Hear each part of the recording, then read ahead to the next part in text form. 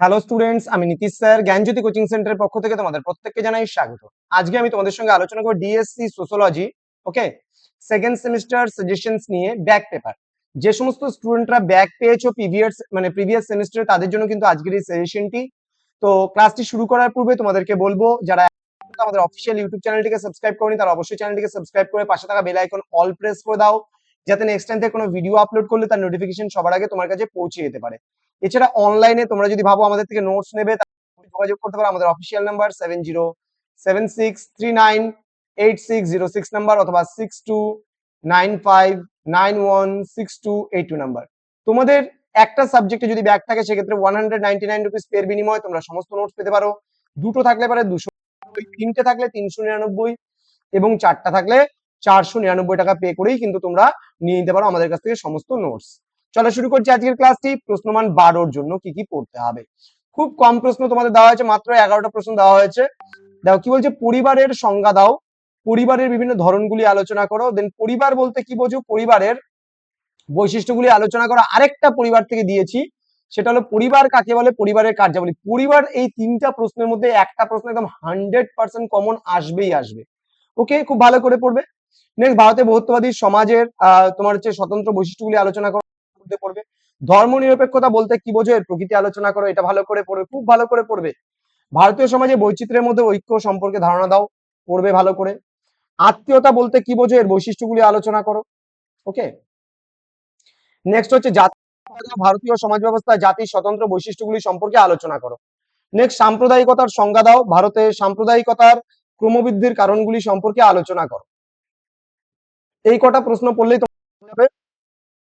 এবার 6 নম্বরের জন্য তোমরা কি কি পড়বে, নাগরিক সমাজ বলতে কি বোঝো, এর মূল বৈশিষ্ট্যগুলি সম্পর্কে আলোচনা করো। ভারতীয় সমাজে সাম্প্রদায়িকতার মূল কারণগুলি আলোচনা করো। ভারতে বিবাহের যেসব প্রকারভেদ পরিলক্ষিত হয় তা আলোচনা করো। নেক্সট, আত্মীয়তার সম্পর্কে আলোচনা করো। যৌথ পরিবার কিভাবে পরিবর্তিত হচ্ছে তা আলোচনা করো। দেন ভারতবর্ষের বিভিন্ন কৃষি শ্রেণীগুলি সম্পর্কে বর্ণনা দাও। নেক্সট, সামাজিক স্তরবিন্যাসের মুখ্য বৈশিষ্ট্যগুলি সম্পর্কে আলোচনা করো। পরিবারের কার্যাবলী সম্পর্কে আলোচনা করো। ভারতীয় সমাজের ঐক্যের আলোচনা করো। সুশীল সমাজের বিভিন্ন ধরনগুলি সম্পর্কে আলোচনা করো। ভারতীয় সমাজে কিভাবে ধর্মনিরপেক্ষতা রক্ষিত হয় তা আলোচনা করো।